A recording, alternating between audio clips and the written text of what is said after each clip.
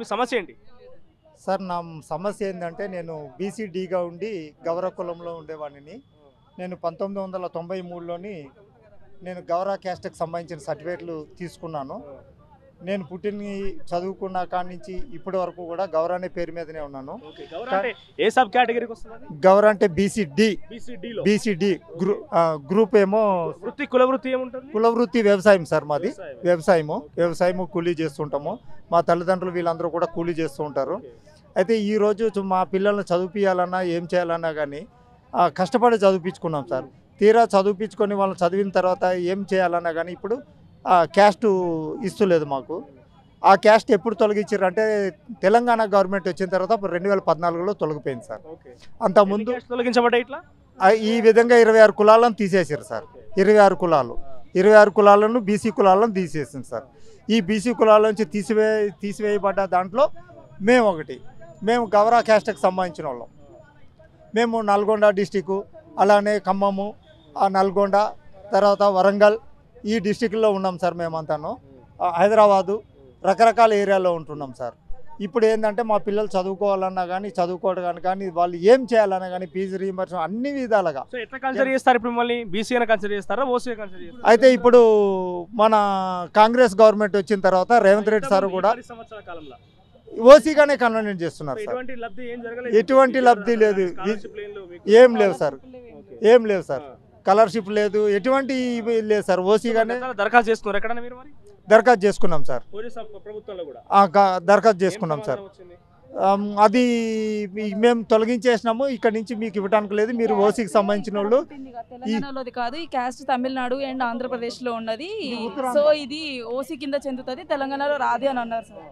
తర్వాత మాట్లాడాము వేరే కాస్ట్లు. ఇప్పుడు నేను చెక్ చేస్తే గౌడ క్యాస్ట్ కూడా ఇక్కడ కాదు, నార్త్ ఇండియాలో. మరి అదెందుకు ఇప్పుడు బీసీబీలో కన్సిడర్ చేసుకున్నారు? కన్సిడర్ చేయాలి కదా. మా పేరెంట్స్ మా తాతల నుంచి అందరూ ఇక్కడ తెలంగాణలో ఉండి బీసీడీలో ఉన్నప్పుడు మేము మాత్రం ఎందుకు ఓసీ కింద వెళ్ళాలి? అంటే ఇప్పుడు మేము తెలంగాణలో మనుషులం కాదా? మేము స్టూడెంట్స్గా చదువుకుంటున్నాం.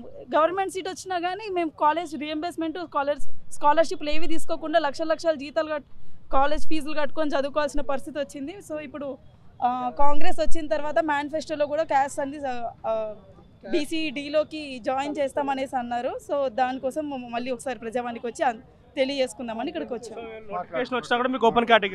ఓపెన్ కేటగిరీలోనే వెళ్ళాలి మేము. ఏ గవర్నమెంట్ జాబ్కి అప్లై చేసుకోవాలనుకున్నా, ఏ గవర్నమెంట్ దానికి తీసుకున్నా అన్రిజర్వ్ పోస్టులోనే చాలా తక్కువ ఉన్నాయి. మన జనరల్ పోస్టు, మన బీసీ పోస్టులను తీసుకుందామని క్యాస్ట్ సర్టిఫికేట్ లేదు.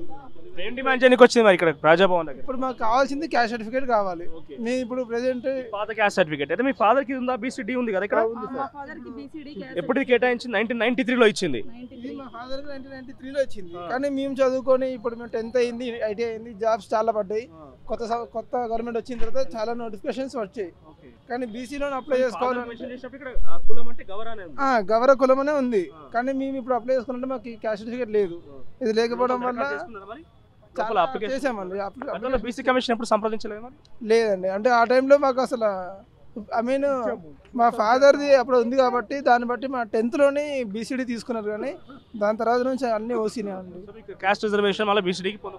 బీసీడీ ఇంకా బీసీలో ఉన్న 26 కులాలని మళ్ళీ వెనక్కి తీసుకురావాలని మేము కోరుకుంటున్నామండి. అది కంప్లైంట్ అయితే ఇచ్చాము అక్కడ ప్రగతి భవన్లో. దీనికోసం క్యాస్టే కాకుండా 26 క్యాస్ట్ ని కూడా కలపాలని మేము కోరుకుంటున్నాం. అలానే చాలా మంది ప్రాబ్లమ్స్ ఫేస్ చేస్తున్నారు. ఫార్మ్స్ అయితే మేము మొత్తం మా ఫ్యామిలీకి సంబంధించి ఒక 50-60 ఫ్యామిలీస్ సంబంధించిన ఫార్మ్స్ అన్ని సబ్మిట్ చేసాము. డిఫరెంట్ క్యాస్ట్ ప్రయత్నం చేస్తారు పోరాటం మొత్తం కూడా. అవును సార్, మొత్తం నల్గొండ డిస్టిక్ నుంచి మేము వచ్చినాం సార్. టోటల్గా నల్గొండ డిస్టిక్లోని 20 ఫ్యామిలీస్ ఉన్నాయి సార్. 20 ఫ్యామిలీస్ ఉన్నాయి. 65 మెంబర్స్ సార్. మేము 65 మెంబర్స్ కూడా మేము అందరం కూడా అప్లికేషన్ సబ్మిట్ చేస్తున్నాము. పోరాడుతున్నారు వాళ్ళ కోసం. 2 weeks బ్యాక్ ఆల్రెడీ మా క్యాస్ట్ కి సంబంధించిన వాళ్ళు ఒక 20-30 మెంబర్స్ వచ్చి ఫార్మ్స్ ఫిల్అప్ చేశారు. అప్పుడు కూడా సేమ్ ఇలానే ఒకసారి మాట్లాడాము.